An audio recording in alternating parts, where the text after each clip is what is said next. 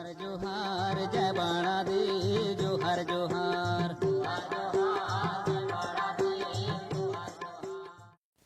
सभी सगाजनों को मेरी ओर से जय सेवा, जय बड़ा देव, जय गोंडवाना। तो साथियों, आज के वीडियो का हमारा टॉपिक बेहद खास है। आज हम इस वीडियो में यह जानेंगे कि 750 का सही मतलब क्या है या ये किस तरह से समाज में लागू होता है, और भी इससे जुड़े तथ्य आज हम इस वीडियो में विस्तार से जानेंगे। तो वीडियो में आगे बढ़ने से पहले आप सभी सगाजनों से वही प्यारी सी अपील की, अगर वीडियो की जानकारी आपको पसंद आती है तो इसे लाइक शेयर करना नहीं भूलिएगा। साथ ही अगर आप कुछ पूछना चाहते हैं तो कमेंट के माध्यम से पूछ सकते हैं। और हाँ, अगर आप चैनल पर नए हैं तो चैनल को सब्सक्राइब करना तो बनता है। तो साथियों, जैसा कि आप सभी जानते हैं कि हमारे प्रथम धर्मगुरु पहादीपाली गोपाल लिंगो जी के द्वारा बहुत ही गहन अध्ययन करके कोयावंशी सगा समाज को सम और विषम संख्यानुसार सगादेव और गोत्र में विभाजन किया गया है। हम सभी सगावंशियों को 1 से 7 सगादेव के लिए 100 गोत्र दिए गए हैं और 8 से 12 सगादेव के लिए 10 गोत्र दिए गए हैं। इस प्रकार 750 गोत्रों में हमें विभाजित किया गया है। उसी प्रकार हर एक गोत्र के लिए एक झाड़, एक पक्षी और एक प्राणी, ऐसे ही कुल 3 पूजनीय प्रतीक दिए गए हैं जिसे हमें पूजना है। उन्हें किसी भी तरह की हानि नहीं पहुंचाना है। ऐसे ही देखा जाए तो 750 × 3 बराबर 2250 प्रतीकों का बंटवारा किया गया है।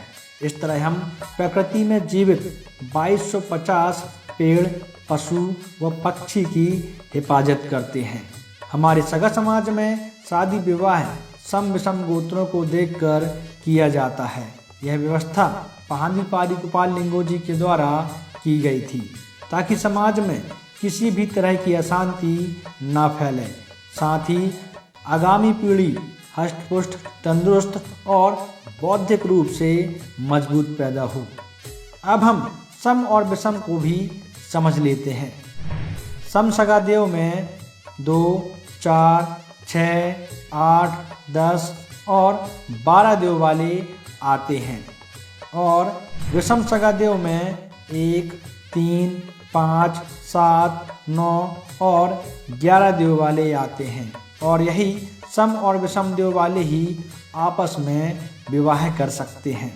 इसके पश्चात अब हम यह भी जान लेते हैं कि इन सम और विषम देव वालों के अंदर किस देव में कितने गोत्र आते हैं और किस तरह से 750 गोत्र का निर्माण होता है। पहले हम बात कर लेते हैं सम सगादेव में किस देव के अंतर्गत कितने देव आते हैं। तो चलिए जानते हैं।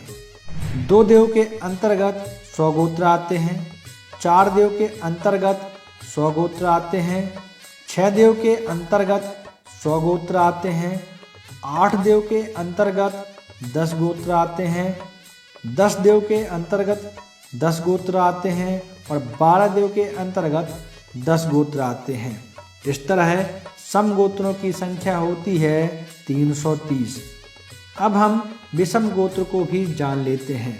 1 देव के अंतर्गत 100 गोत्र आते हैं, 3 देव के अंतर्गत 100 गोत्र आते हैं, 5 देव के अंतर्गत 100 गोत्र आते हैं, 7 देव के अंतर्गत 100 गोत्र आते हैं, 9 देव के अंतर्गत 10 गोत्र आते हैं और 11 देव के अंतर्गत 10 गोत्र आते हैं।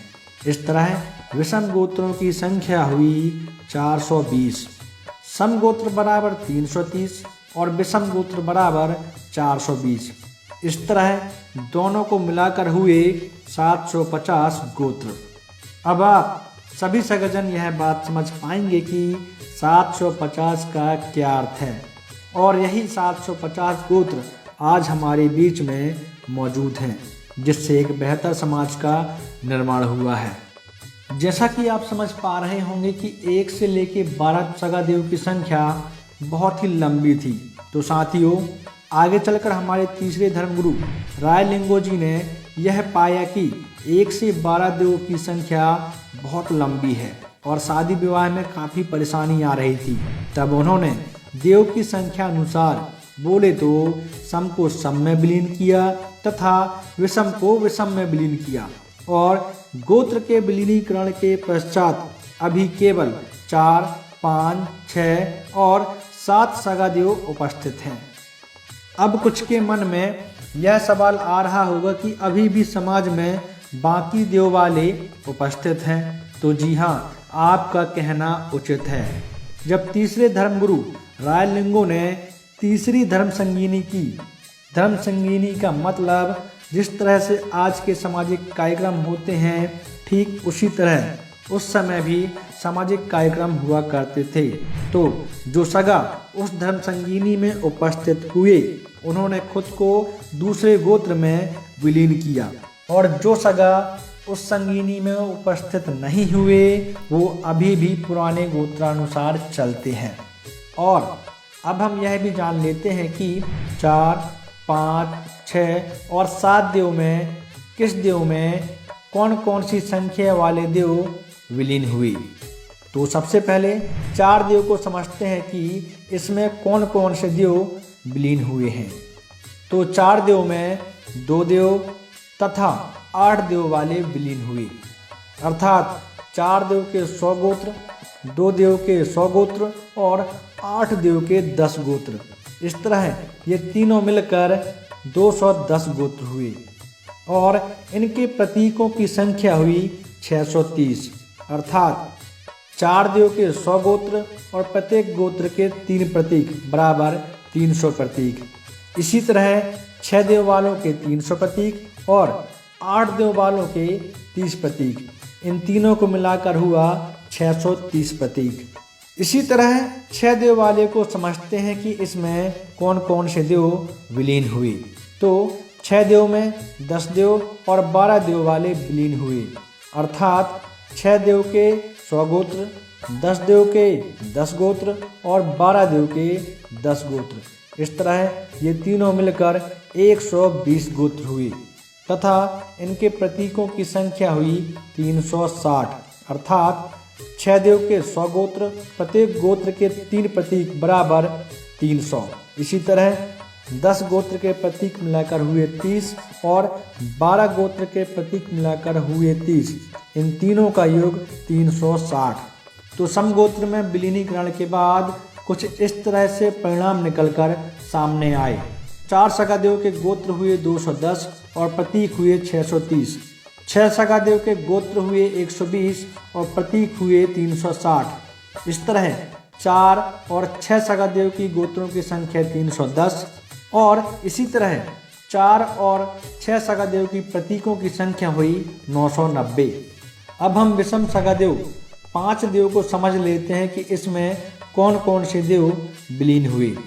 5 देव में 1 देव और 9 देव विलीन हुए, अर्थात 5 देव के गोत्र 100, 1 देव के गोत्र 100 और 9 देव के गोत्र 10, अतः यह तीनों मिलकर 210 गोत्र हुए तथा इनके प्रतीकों की संख्या हुई 630, अर्थात 5 देव के 100 गोत्र और प्रत्येक गोत्र के 3 प्रतीक बराबर 300। इसी तरह 1 देव के 100 गोत्र के 3 प्रतीक का गुणा हुआ 300। इसी तरह 9 देव के 10 गोत्र में 3 प्रतीक का गुणा हुआ 30, अर्थात यह तीनों मिलकर हुए 630। अब हम 7 देव को समझ लेते हैं कि इस देव में कौन कौन से देव विलीन हुए। 7 देव में 3 देव और 11 देव विलीन हुए, अर्थात 7 देव के गोत्र 100, 3 देव के गोत्र 100 और 11 देव के गोत्र 10, अतः यह तीनों मिलकर 210 गोत्र हुए तथा इनके प्रतीकों की संख्या हुई 630, अर्थात 7 देव के 100 गोत्र में 3 प्रतीक का गुणा 300। इसी तरह 3 देव के 100 गोत्र में 3 प्रतीक का गुणा 300। इसी तरह 11 देव के 10 गोत्र में 3 प्रतीक का गुणा 30, अतः यह तीनों मिलकर हुए 630। तो विषम देव वालों के विलीनीकरण के पश्चात कुछ इस तरह से परिणाम निकलकर सामने आए। 5 सगा देव 210 गोत्र और 600 प्रतीक, 7 सगा देव 210 गोत्र और 630 प्रतीक, दोनों को मिलाकर 420 गोत्र और 1260 प्रतीक हुए। अब हम 4, 5, 6, 7 देव वालों को विलीनीकरण के बाद देखते हैं और समझते हैं कि क्या परिणाम निकलकर सामने आए। तो 4 और 6 देव के गोत्र हुए 330 और प्रतीक हुए 930। 5 और 7 देव के गोत्र हुए 420 और प्रतीक हुए 1260। तो इन चारों के गोत्र मिलकर हुए 750 और इन चारों के प्रतीक मिलकर हुए 2250।